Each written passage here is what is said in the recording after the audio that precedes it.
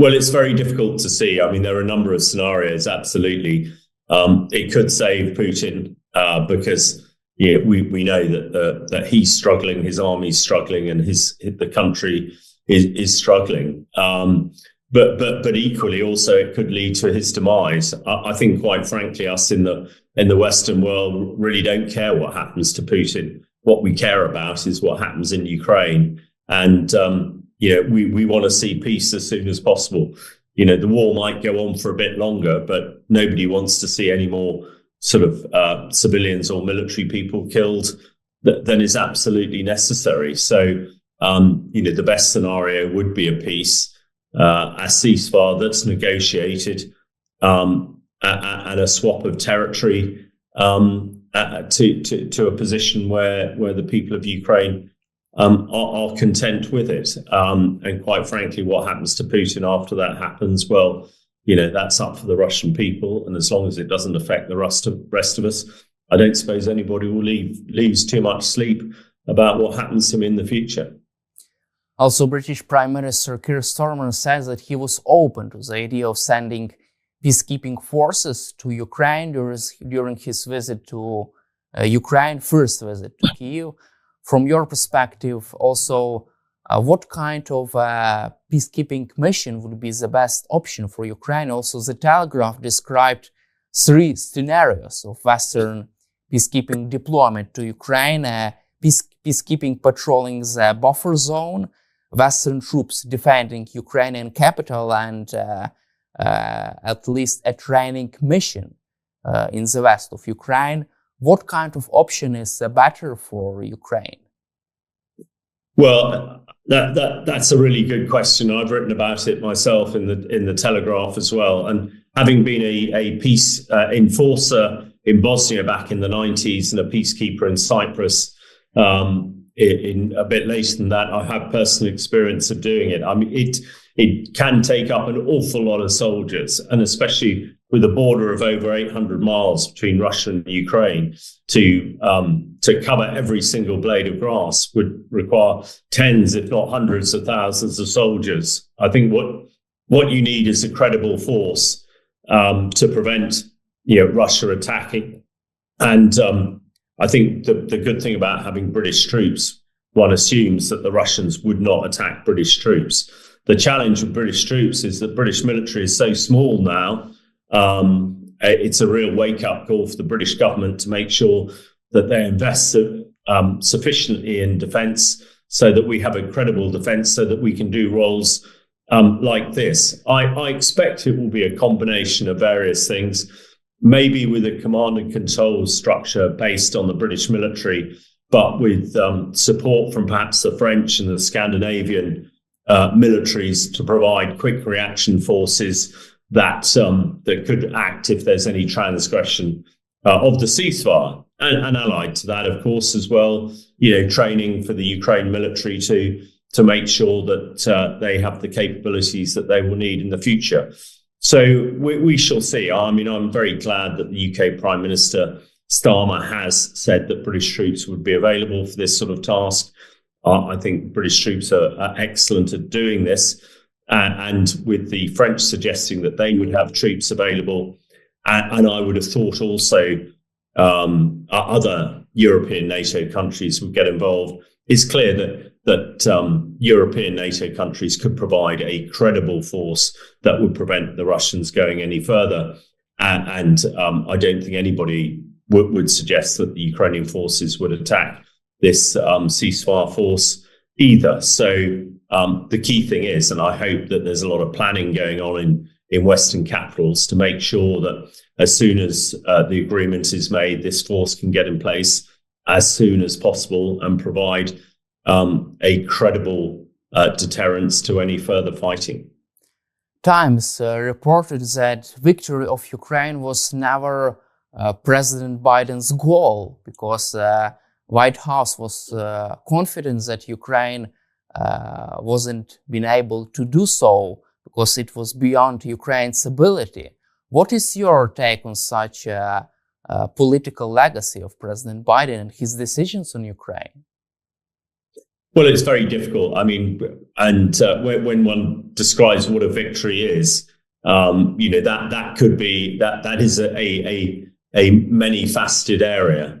Whether Biden was talking about Ukraine completely retaking all the land that Russia took from 2014 onwards is difficult to understand. But it's certainly clear that President Biden didn't commit, 100% to Ukraine in order to defeat the Russians.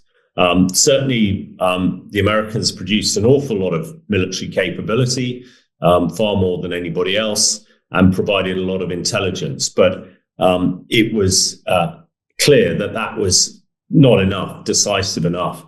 I think everybody, military analysts like me, would say that the US military is by far the most powerful military in the world. And if they fully committed to this, the Russians would have been defeated some time ago. But of course, Biden had other competing ideas, and that was not within his rationale. I think the difference with Trump is that he wants things over very quickly, and is not prepared to go into a protracted conflict in Europe between the Russians and Ukrainian military, and sees that in the long run for the US, it would be far better to get it over and done with very quickly. Whereas President Biden rather, didn't see it that way. So, I think we're in now that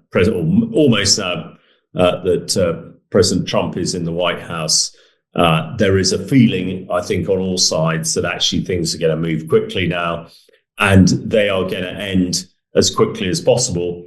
And with President Trump pulling the strings, driving this forward, one hopes, and it would appear that whatever happens is going to be to the advantage of Ukraine, who, of course, has suffered from the illegal invasion of Russia, and rather than Putin, who perhaps thought maybe 12 months ago that Trump would likely save him, rather than, as we're led to believe now, Trump really wants to run Putin out of Ukraine and get back to a peaceful solution in Europe as soon as possible.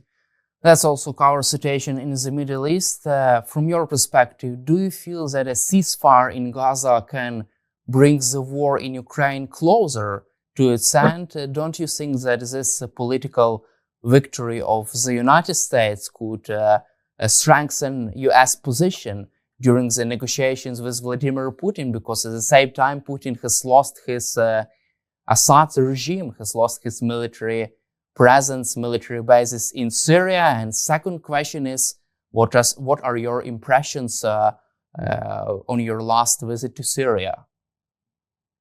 Well, certainly on the first area, absolutely. With it looks like a ceasefire that will hopefully hold in Gaza, and also the activities of the Israeli military over the last 6 months, particular, by destroying the Iranian militias, mostly Hezbollah, really that, and the fact that the Hezbollah were keeping the Assad regime in power in Syria, which allowed Russia to have its powerful bases in Syria and its southern flank.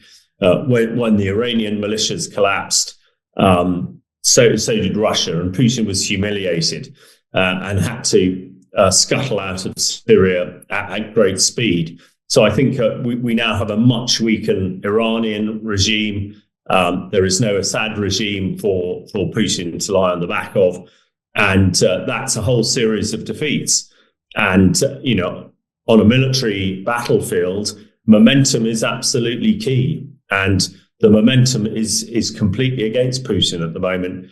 Over the last 6 months, he has just failed. So I think what happens in the Middle East has a significant impact, because it's also what the Russian people see.